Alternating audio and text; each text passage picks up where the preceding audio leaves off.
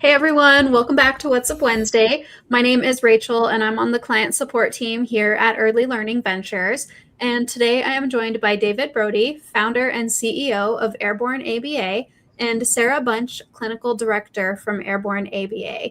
Thank you both so much for joining us today. Of course, thanks for having us. Thank you.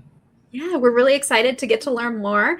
Thank you also to everyone watching this episode. If you are not familiar with Early Learning Ventures, we are a mission-driven nonprofit dedicated to supporting early childcare business owners across the nation run successful businesses by offering free resources and technology solutions designed to lighten administrative burden. This allows providers to dedicate their time back to the children and families that they care for. We are a partner, not just a product, committed to helping childcare providers build connections by providing networking opportunities and offering direct tech support. All right, so David and Sarah, why don't you start us off, whichever one of you wants to go first, by introducing yourselves and just telling us about your role at Airborne ABA. Sure, I'm happy to start us off. As Rachel mentioned, I'm Sarah Bunch, and I was recently moved into our VP of Clinical Operations at Airborne. I was the clinical director for the last year and a half. I've been in the field of ABA for over 20 years, which seems wild to say out loud. I've worked across homeschool and community settings, and I was a special educator for 10 years as well. So here at Airborne, I oversee our clinical operations, supporting our BCBAs, our technicians, and focus heavily on expansion across quality and areas in Colorado that need more support, especially underserved and rural communities we're really passionate about. Thank you. And I'm David, the CEO and co-founder here at Airborne. We started this mission about 2 years ago with the intention of providing quality, individualized care for children with autism and other behavioral and developmental challenges and delays. It's been an unbelievable journey for me so far, and just to be part of such an amazing team and such an amazing organization, it's just been something that I've been really fortunate to be part of. All right, thank you both. Can you share just a little bit more about Airborne and how it got started, and maybe explain what is ABA or Applied Behavior Analysis? Yeah, I'll let David take the first one and I'll take the second one. Okay, awesome. So just a little bit about Airborne. My wife has been in the ABA space for 10 plus years. She went for her BCBA, which is a board certified behavior analyst position, which requires a pretty significant board exam. So we got all the way till there, and then the kids came. So myself as a dad of now 5, it's been a lot, but it's been, again, an amazing experience. But seeing what she's been able to assist families with direct support, supporting children, supporting families, and even in my own community, we started a respite center for the families in our community, and being able to see families that have been going from kind of like drowning to fully functioning by having someone assist and help take their children in the afternoon, especially the children that are more challenging, has really pushed me into the space. I took some of my business acumen and knowledge and I wanted to apply it into the space, and that's how Airborne was launched. So that's kind of what the vision to get us here was, and I'll let Sarah take away what ABA is. Great, yeah. So ABA, or Applied Behavior Analysis, is an evidence-based therapy that helps children build meaningful skills and reduce any challenging behaviors that might interfere with learning, safety, communication, or independence. And so at its core, ABA focuses on understanding why behaviors happen and teaching functional skills in a way that is individualized to each child, because every child learns differently. This might look like communication, social skills, emotional regulation, toileting, daily living skills, safety skills, and then again, reducing challenging behaviors that might serve as a barrier to them accessing their best life. It's really about helping children access their world more independently and helping families do the same. And it's all rooted in science. So we know that it works, and it's a really meaningful therapy for kids. Thank you. And I love that you said access their world more independently. I love it. That's my favorite thing. Can you share a little bit about what makes your approach to ABA therapy different across Colorado? Sure. I think one thing that makes us different is our commitment to accessibility and individualized care. Colorado has a ton of rural communities and underserved communities where access to ABA can be really limited. We worked really hard, especially David, really bridging the gap and bringing services to families that might not otherwise have support where they are. We really believe in collaboration with families, community schools, speech and occupational therapists, and just the child's broader support system, so we can really wrap around that child and get them the best services possible, working toward the same goals.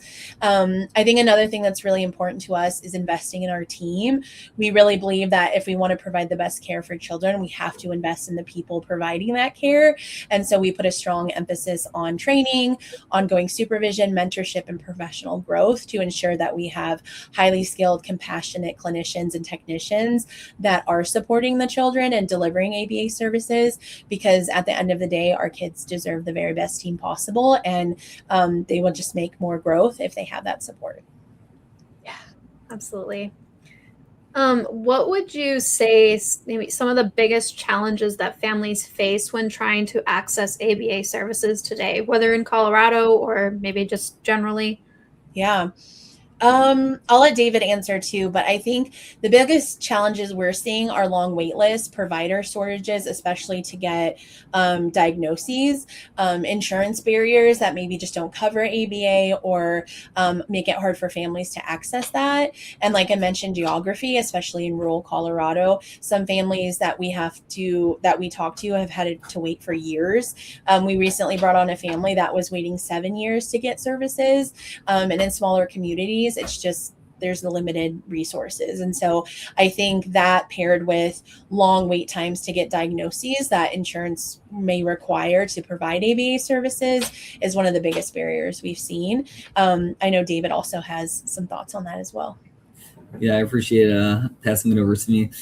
Yeah, I would say another thing that I've been noticing throughout supporting these families and communities is the families very often are overwhelmed with their own lives and their own situations, and they feel that to access another provider and another outreach and another gathering of paperwork just becomes too cumbersome on the families, which I think is where Airborne does stick out, is that we do a lot of hand holding for our families, and we really try to be there for them because we do understand how much they're going through on a day-to-day. And I think that kind of helps bridge the gap between families that don't have the services and families that do. Yeah, absolutely. I know you mentioned diagnosis in that response there. So can you talk a little bit about why early diagnosis is so important, and talk about the delays that you're seeing statewide? Yeah, absolutely. So, like I mentioned before, ABA is rooted in the science of human behavior. And with that, there's a ton of research to support its effectiveness. And all the research shows that early diagnosis and early intervention leads to a greater opportunity to positively impact the trajectory of a child's life. Early intervention can make a really meaningful difference in communication, learning, social development, independence, and just long-term outcomes for that child. The earlier we can identify the needs and begin to support, the more opportunities that the children have to build foundational skills that can last them the rest of their lives. Unfortunately, like you mentioned, across Colorado, we continue to see delays in diagnostic evaluations and access to services just because there is such a need and just not enough providers that can get to them. And like I said, it's lasting many months or years even that families are waiting. And so we're also trying to partner with community resources to hopefully get some out in rural areas if parents can't travel. But there's just that critical window when kids are under the age of 5. The sooner they can get in, the outcomes are just that much higher. Yeah, absolutely. That makes perfect sense. And that kind of leads into this next question. What is you guys at Airborne, what are you guys at Airborne doing to reduce the wait times and improve access to care? Yeah, that's a great question. David is really good at this, so I'm going to let him answer, but I'll just add to it that we continue to grow thoughtfully. And so I talked earlier about how important it is to have a team that is really committed to doing the best that they can. So when we expand our team, we really look at our team members that we're bringing on, increasing school-based partnerships, finding creative ways to serve the communities that have historically had limited access, and then just building systems within our own company that allows us to start children as quickly as possible. But David, like I said, there's a ton of outreach, and I'll let him speak to that as well. Right. Thank you, Sarah. So recently, I would say the two most powerful partners that we have to date when it comes to diagnostics. There is a local Denver-based provider that provides services, that provides autism testing with no wait list. I'm blanking on their name now, but that's one resource that we have. There's another resource that we are working with, Kimmel's psychiatrists or psychiatrists. I don't remember exactly what their name is. You'll have to edit that part, but that we're trying. They agreed to come down to Southern Colorado and provide monthly diagnostics for the community, and we're actually working on getting state funding to act as grant money to help them bridge the gap to be able to travel down to Southern Colorado, pay for their stay and their travel to be able to get families more access to care. Yeah, that's a great way to be able to reach those rural communities. Yeah. Thank you. Can you talk a little bit about the difference between in-home, school-based, and center-based ABA? Yeah, absolutely. So in-home ABA happens in the child's natural environment and can be really helpful for daily living skills, routines, and family involvement. And we're really big on that. The family knows the kid best, and we want them to be available and involved in their therapy. School-based ABA focuses on supporting success in the educational environment. So potentially helping with things like communication and behavioral support, even transitions and peer interactions that support the children in accessing their education. So we're not teachers or teaching them academics, but instead supporting them so they can access their education. And then center-based can provide a more structured environment with opportunities for peer interactions, intensive skill building, and the best setting really depends on the child's need. And often children benefit from a combination of settings. So sometimes we also do community-based. So if families need help, like if the child's never had their hair cut professionally because they're really scared of like the sounds, we can do some desensitization programs so they can go out into the community and tolerate getting their hair cut or sitting in a loud restaurant. So it's really just catered to what's best for the kids and the family. I love that. That's a really great example. Thanks. I love to talk about impact. So can you share a little bit about the differences you've seen in children once they begin receiving consistent support? Yeah, that's one of my favorite parts. The most rewarding part of the work that we do is watching children gain skills. And years ago, I was working with a family that the child had very limited eating repertoire and would only eat really unhealthy foods. And we started working on a feeding program to desensitize him to that. And long story short, we worked on it for several years. And one day I received a phone call from the mom who was crying. And at first I was like, oh my gosh, what happened? And she was like, no, I just had to call you because I am pulled over on the side of the road. We had a family emergency and a whole bunch of stuff going on. And I needed to get, who was my client at the time, dinner. And I went through a drive-through and just took my best chance. And I'm sitting here watching him through the rearview mirror, eating chicken nuggets and French fries from McDonald's, which doesn't seem like a big deal, but previously he would only eat one specific kind of chicken nugget, and it had to look a certain way, it had to taste a certain way. And she's like, just the fact now that I can take my family to any restaurant and know that he'll be able to eat any kind of chicken nuggets and French fries has changed our lives as a family. And so that's one of my favorite stories to tell because it's so real and it's so impactful. But just watching kids, because it's all very science-based and systematic, we get to see their data in real time and graph staffs and just see like the incredible strides that they're making across all of the domains we're helping with. And what's really great about all of our data being graphed live through the platform that we use, if a child isn't making progress, we can immediately adapt our intervention to meet their needs. And so I've never seen a kid, every kid is different with how quickly they're learning new skills and maybe reducing challenging behavior, but it's rare that you see a kid that isn't making any progress. And usually it's pretty exceptional. That's an amazing story. Thank you for that example. And that's a huge win, I think, especially in the case of a family emergency when routine and everything is different and in that moment. Yeah, it was a lot. And it was, a really special moment. Yeah.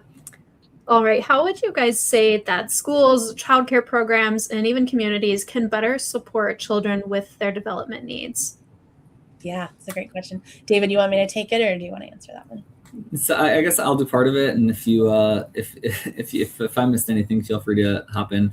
One barrier that we're seeing across the space of working with other providers is just possible lack of understanding of what ABA is and what ABA does, and how it could really support their children and their families. People might see it as another therapy, but they don't really understand how impactful it could be when you have a child that is struggling in the classroom to follow routine and is the child is possibly hurting themselves and possibly hurting the greater classroom at the same time. And when we could possibly help avoid that and really help the child grow, it could not only help that child, it could really help impact the whole class and the whole organization as a whole. So, we really tried to sit down with schools and sit down with organizations, sit down and have partnership discussions of how we could support and what our support looks like, and really detailing every step of the way of what the outcomes are going to look like to really give those schools the real insight to what ABA is. And I would say in particular in more rural communities, this is a greater challenge because in the bigger metros, I think people do know what ABA is to an extent. But they possibly have never necessarily seen it firsthand and seen it work, but once we've had people working within school systems, we've had teachers reach out to us and say, you guys are doing great work. I would love to get support for some other of our kiddos here. So we know when that happens that we've had a win. And those are our success stories and our good moments, but really just trying to open up then and educate families, communities, and really places that do deal a lot with children and challenging behaviors for what ABA could do for them. And Sarah's been gracious enough very often to really sit down with schools and give those educational classes to schools, to providers, and really to just at large the community. Yeah, I think that's a great point. And I think to your point, Rachel, collaboration is huge, right? School providers, families, communities, all do our best when we work together rather than being siloed. So I think increasing awareness, developing those relationships, improving staff training, and then creating a sense in the community that we're here to support, not to come in and take over, but really want to work with everyone to make a big difference. So continuing to collaborate and continuing to advocate to improve access to care across all the providers that are already present, because all their work is so meaningful as well. Yeah, absolutely. Stronger together. Yeah, exactly. Yep. So for parents specifically, what should a parent do if they're unsure whether their child needs services? Great question. I often tell families, especially parents, your child best. So trust your instincts. If something feels off, or they're noticing delays or challenges, or maybe other family members have questioned some behaviors that they're seeing, start by talking to your pediatrician, school team, or reaching out to other providers. And don't take no for an answer. Trust your gut. You know your kid better than anyone. And that would be my first step. Even if a child doesn't need ABA or necessarily has an autism diagnosis, reaching out to your pediatrician, reaching out to the school team, and also just knowing your rights as a parent. There's a lot of rights that parents have, especially when it comes to school settings and IEPs. And there are a lot of advocates out there that will help families and teach them all of the things that they need to know. So I always say, just by, start out, trust your instinct. If you feel something is off, it could be something, it could be nothing, but, reaching out to get support is, I think, the first step. Absolutely. Thank you. Great tips. And IEP, that's individual education plan? Yep. So if they're in school, if that's something they need. Yeah. Perfect. So parents often don't know that if they request an IEP meeting, the school has a timeline they have to meet with completing that. So if they ever say, no, we don't think that they have anything and we'll just continue to monitor, parents are legally allowed to ask for that. And the CDE requires that the school follow through and do that. So even if they come back and say, they're functionally where they should be for their age and academics, great. But they still have to go through that full battery of testing. So it can be helpful to identify any needs. Yeah, that's really great information. I'm glad that you covered that. Thank you. Yeah, of course. All right. What would you guys say that you're most excited about building next at Airborne? Oh, that's a good question. I'll answer from a clinical standpoint. I think expanding care across Colorado, especially the rural communities that we talked about. For me, as a clinician in the BCBA, maintaining quality and ethical services is the root of everything we do at Airborne. We don't want to grow so fast that we start to lose track of why we're here and what's important, and focus on strengthening those partnerships that we have so we can get access to care for kids. So really, really, really just focusing on that quality and ethical services and making sure that that maintains with us over time. Right. And again, I would just second that. I kind of have the same vision as Sarah, really to provide as much quality support to as many people as we can in the timelines that obviously work for them. Really just being able to be there and provide goodness to the world. That's our goal here at Airborne. Yeah, I love that. That's a great goal.